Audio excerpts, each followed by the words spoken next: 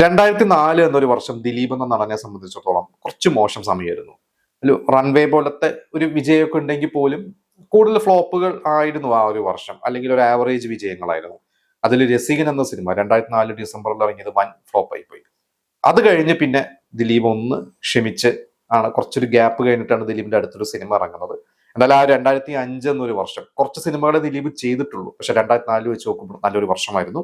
ആ ഒരു വർഷത്തെ ദിലീപിന്റെ സിനിമകളെ കുറിച്ചാണ് ഇന്ന് നമ്മൾ ഡിസ്കസ് ചെയ്യാൻ പോകുന്നത്.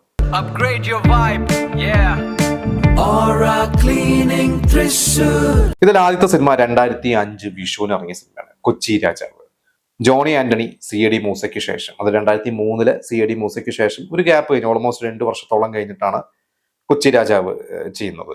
അപ്പൊ കൊച്ചി രാജാവ് ആ ഒരു വിഷുവിന് ശരിക്കും ഏറ്റവും പ്രതീക്ഷ ഉണ്ടായിരുന്ന രഞ്ജിത്ത് മോഹൻലാലിന്റെ സിനിമയായിരുന്നു ചന്ദ്രോത്സവം.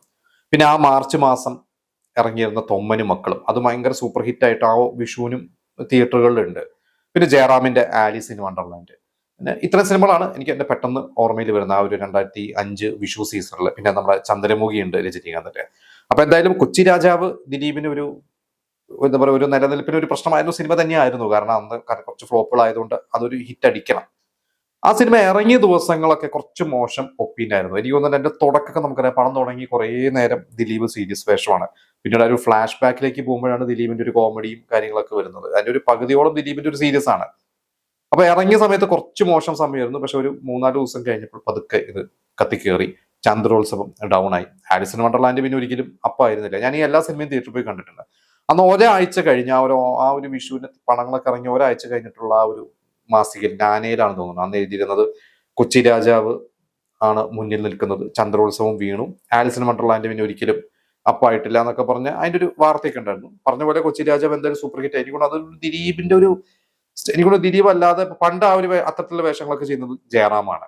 ശരിക്കും ജയറാമിനെക്കാട്ടും കൂടുതൽ ദിലീപ് കൈന്നിടുന്ന കുറെ സാധനങ്ങളുണ്ടല്ലോ, അതൊക്കെ കൈന്നിട്ടിട്ടാണ് ആ ഒരു സിനിമ ഒന്ന് അപ്പാക്കിയിട്ടുള്ളത്. അതിന്റെ പാട്ടുകൾ നല്ല രസമായിരുന്നു. എനിക്ക് വളരെ ഇഷ്ടപ്പെട്ട ഒരു സിനിമ തന്നെയായിരുന്നു കൊച്ചി രാജാവ്. എന്തായാലും ദിലീപിന് ഒരു സൂപ്പർ ഹിറ്റ് കിട്ടി.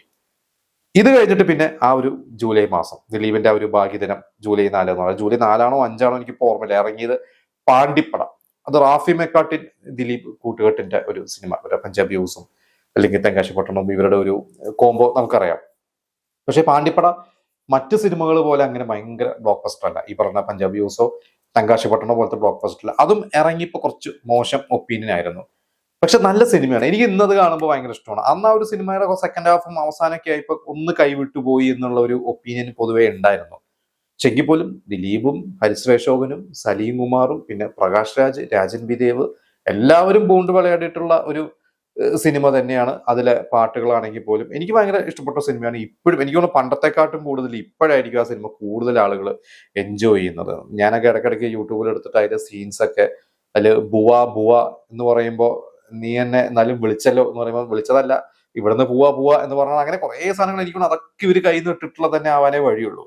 ആ ഒരു സിനിമയില് സൗബിനും അൻവർ റഷീദും ഒക്കെ അതിലെ അസിസ്റ്റന്റ് ഡയറക്ടേഴ്സ് ആയിരുന്നു. ഈ അടുത്ത് കാണാം, അതിലെ ഏതൊക്കെയോ സീൻസിൽ അൻവർ റഷീദ് അഭിനയിച്ചിട്ടുണ്ട്. സൗബിന് എനിക്ക് തോന്നുന്നു അതിൽ ചില ഷോട്ടിൽ വന്നു പോയിട്ടുണ്ട്. എന്തായാലും അത് ഹിറ്റായിട്ടുള്ള ഒരു സിനിമ തന്നെയാണ്. ഇത് കഴിഞ്ഞിട്ട് പിന്നെ ദിലീപിന്റെ ആ ഒരു ഓണത്തിനാണ് ചാന്ത് പൊട്ട്. അത് എനിക്ക് തോന്നുന്നു ഒരു ക്രിട്ടിക്കലി അതെ കമേഴ്ഷ്യലി അതെ നന്നായിട്ട് ഓടിയ സിനിമയാണ് ചാന്ത് പൊട്ട്. ഞാൻ തിയേറ്ററിൽ നിന്ന് ഇറങ്ങിയ സമയത്ത് തന്നെ കണ്ട ഒരു സിനിമയാണ്. അത് കോഴിക്കോട് കൊറോണേഷൻ തിയേറ്ററിലാണ്. അത് ഓണത്തിന് ഒരാഴ്ച മുമ്പ് ആണ് ആ ഒരു ചാന്ത് പൊട്ട് ഇറങ്ങുന്നത്. അതൊരു ഓഗസ്റ്റ് 3rd വീക്ക് ആയിരുന്നു. അത് കോഴിക്കോട് കൊറോണേഷൻ തിയേറ്ററിൽ ഞാൻ കണ്ടിട്ടുള്ള സിനിമയാണ്. നല്ല ഒരു സിനിമ തന്നെയാണ്. അതിൽ ദിലീപ് അല്ലാതെ വേറെ ആർക്കും ചെയ്യാൻ പറ്റില്ല. അപ്പൊ കുഞ്ഞിക്കൂനും ചാന്ത് പൊട്ട് ഇത് രണ്ടും ദിലീപ് അല്ലാതെ വേറെ ആർക്കും ചെയ്യാൻ പറ്റില്ല.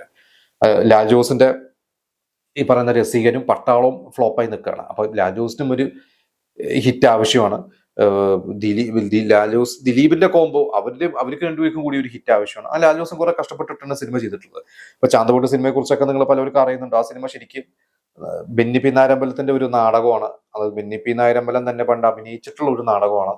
90കളിൽ ഹിറ്റായിട്ടുള്ള ഒരു നാടകമാണ്. അപ്പൊ അന്ന് ദിലീപ് സിനിമയിലൊക്കെ വന്നു തുടങ്ങുന്ന ഒരു സമയം, അതൊരു സല്ലാപത്തിന്റെ ഒക്കെ ഒരു സമയത്ത് നാദൃശ്യം ഒരിക്കൽ ലാൽ ജോസിന്റെ അടുത്ത് പറഞ്ഞതാണ്, ഒരു കഥയുണ്ട് ബെന്നി പി നായരമ്പലത്തിന്റെ അടുത്ത്. എന്നിട്ട് ബെന്നി പി നായരമ്പലത്തിനെ ലാൽ ജോസിന് നാദൃശ്യാണ് പരിചയപ്പെടുത്തി കൊടുക്കണം. എന്നിട്ട് പറഞ്ഞു ഇത് ദിലീപിന് ചെയ്യാൻ പറ്റുന്നതാണ്. പക്ഷെ അന്ന് അത് കുറച്ച് വലിയൊരു ക്യാൻവാസിൽ ചെയ്യുന്ന സിനിമ ആയതുകൊണ്ട് ദിലീപ് ഒരു സ്റ്റാർ ആവട്ടെ, ഒരു മാർക്കറ്റ് വാല്യൂ ഉള്ള ഒരു നടനാവട്ടെ, എന്നിട്ട് ചെയ്യാം എന്ന് പറഞ്ഞ് പ്ലാൻ ചെയ്ത് വെയിറ്റ് ചെയ്തിട്ടാണ് അവർ ആ ഒരു സിനിമ ചെയ്തിട്ടുള്ളത്.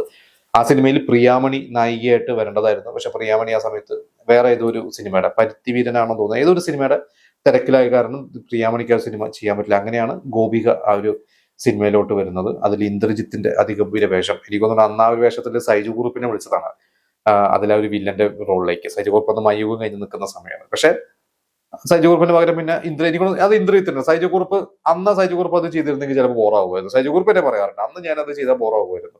പക്ഷെ ഇന്ദ്രജിത്ത് അത് ഗംഭീരമായിട്ടാണ് ചെയ്തിട്ടുള്ളത്. എനിക്ക് ഇന്ന് അത്തരം റോളുകളാണ് ഇന്ദ്രജിത്തിനടുത്ത് നമ്മൾ മിസ് ചെയ്യുന്നത്. ഇന്ന് ഒരുപാട് സിനിമകൾ ഇന്ദ്രജിത്ത് നായകനായിട്ട് ചെയ്യുന്നുണ്ട്, പലതും ആളുകൾ കാണുന്നില്ല. പക്ഷെ ഇത്തരത്തിലുള്ള നല്ല ക്യാരക്ടർ വില്ലൻ റോളുകൾ ഇന്ദ്രജിത്ത് ചെയ്ത് കഴിഞ്ഞാൽ എനിക്ക് തോന്നുന്നു ഗംഭീരമാകും എന്ന് തോന്നുന്നുണ്ട്. എന്തായാലും ഇത്രയും സിനിമകളാണ് ദിലീപിന്റെ 3 സിനിമകളേ ഉള്ളൂ. അതിൽ ചാന്തുപൂട്ട് ഭയങ്കരമായിട്ട് ഹിറ്റായി, പാണ്ടിപ്പടയും കൊച്ചി രാജാവും അതിന്റെ തൊട്ട് താഴെ അതും ഹിറ്റായി.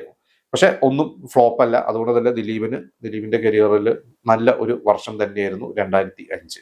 അപ്പൊ ഈ സിനിമകൾ ഞാൻ എന്റെ എക്സ്പീരിയൻസുകൾ പറഞ്ഞു. ഇനി നിങ്ങൾക്ക് ഈ സിനിമകൾ അന്ന് തിയേറ്ററിൽ കണ്ടിട്ടുള്ള എക്സ്പീരിയൻസുകളൊക്കെ നമുക്ക് ഷെയർ ചെയ്യാം.